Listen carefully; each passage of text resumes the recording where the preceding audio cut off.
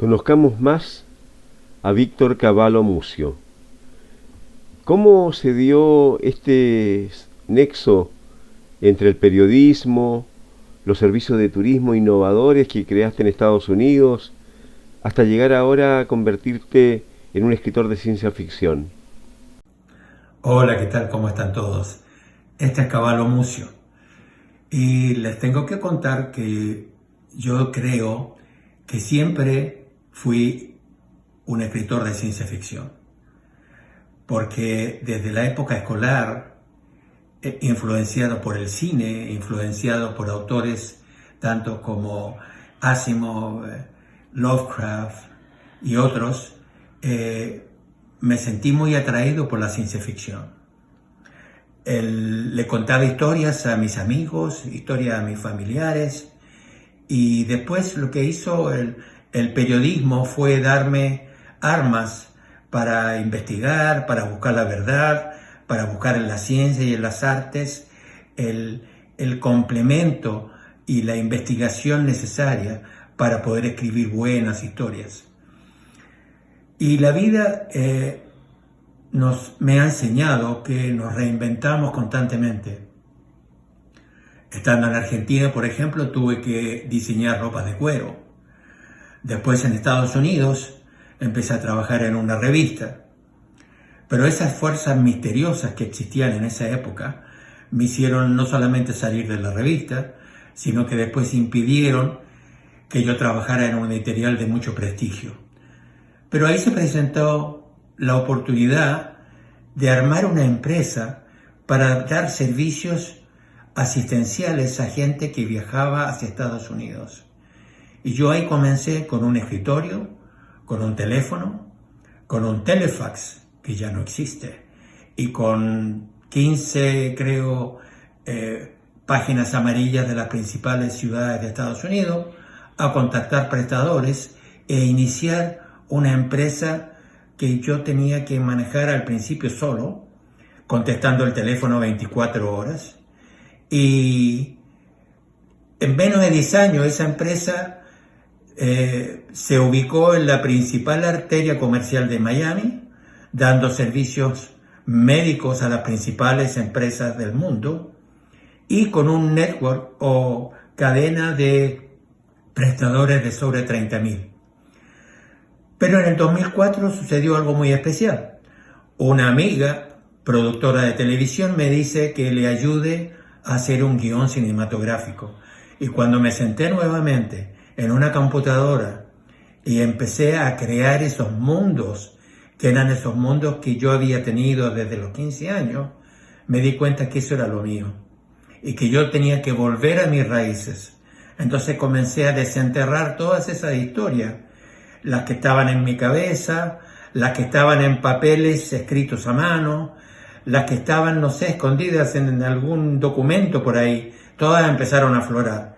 Y hoy día, junto con la presentación de este libro, estoy preparando un libro de cuentos con historias fantásticas que comienzan de tan atrás como en el año 79. Gracias.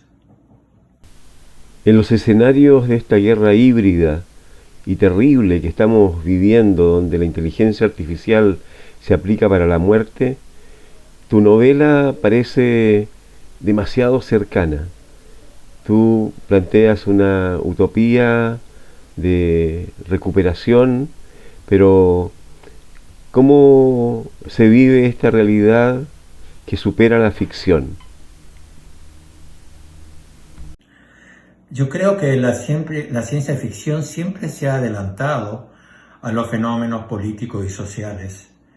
Eh, yo empecé desde los 13 años a leer todo lo que llegaba a mis manos, en ese campo principalmente, y yo tenía una gran afición también a la astronomía, y eso creo que sentó las bases para descubrir esos mundos y darles una visión propia. Eh, con respecto a la historia más allá del 2001, pienso que no está muy alejada de la realidad. Hoy en día hay personas en varios lugares del mundo, aquí también, personas y corporaciones que se están construyendo bunkers que son refugios para cuando llegue el final, así lo dicen. Por lo tanto, no está muy lejos de mi historia. Y para eso recuerdo que en una oportunidad que estábamos buscando casa, visité una casa en Miami Beach que tenía un búnker con paredes de un grosor de más de 1 metro, y el dueño la había construido ante el miedo que suscitó en él la crisis de los misiles en los años 60. Por lo tanto, ya en esa época, el miedo había impulsado a algunos a construirse un búnker. Y el personaje de esta historia, el Dr. Baum, no es muy diferente de los personajes que hoy, populan por nuestro mundo. Él tocando el violín, adorando a varios nazis y creando o empezando a crear el terror. Y con respecto al héroe, yo decidí que el héroe fue de los nuestros. No podía tragarme la idea de que el héroe fuera del norte. Por lo tanto, hice que el héroe fuera de los nuestros. En la otra historia, en la historia del mensajero de Andrómeda, esta es una historia que tiene un carácter más bien educativo y mágico. Educativo porque usa información que es real y está documentada. Incluso he incluido una bibliografía para aumentar la perspectiva que tiene el lector del mundo que nos rodea. Y esto pienso que, sumado al carácter mágico de esta sanadora que se va reinventando con el pasar de los años, yo creo que la hace muy interesante.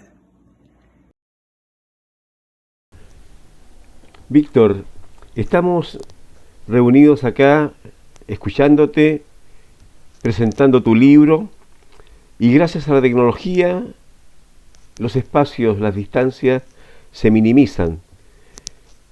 Nos ha dejado un pensamiento, una reflexión detrás de este libro de ciencia ficción.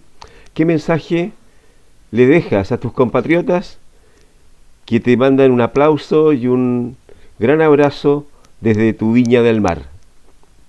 Hoy tenemos mucha información y también tenemos libros, y debemos leerlos y debemos buscar la verdad en la información y en los libros. Debemos investigar, y como enseña el periodismo, debemos preguntarnos siempre qué, cómo, cuándo, por qué, bajo qué circunstancias.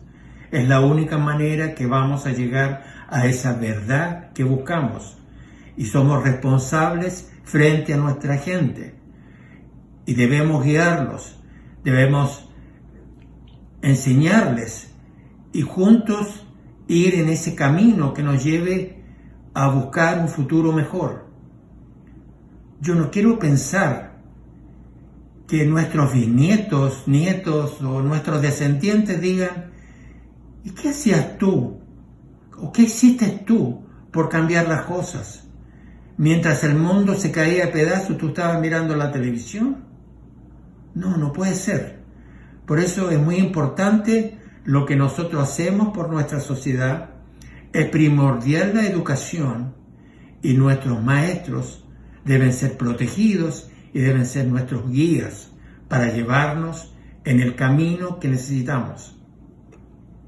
Con respecto a mí, puedo decir que tuve gran influencia por una parte de la familia que estaban vinculados a la ópera. Entonces tuve una gran influencia en la música clásica, también en la música popular. Por eso que en mis historias decidí poner música que escuché desde niño, posiblemente. Y las imágenes también fueron muy importantes, porque desde niño fui, quizás como muchos, muy atraído por los cómics. Y después con el tiempo, a medida que fui creciendo, esos cómics nunca me abandonaron. Y pude descubrir, por ejemplo, a escritores y dibujantes como Pratt, como Moebius, y escritores como Oesterheld, y otros, incluso un chileno que nació en Concepción, Arturo del Castillo, enorme dibujante. Por eso decidí también poner imágenes en mi historia, en honor a estos artistas que de alguna manera ayudaron en mis sueños. ¿Okay?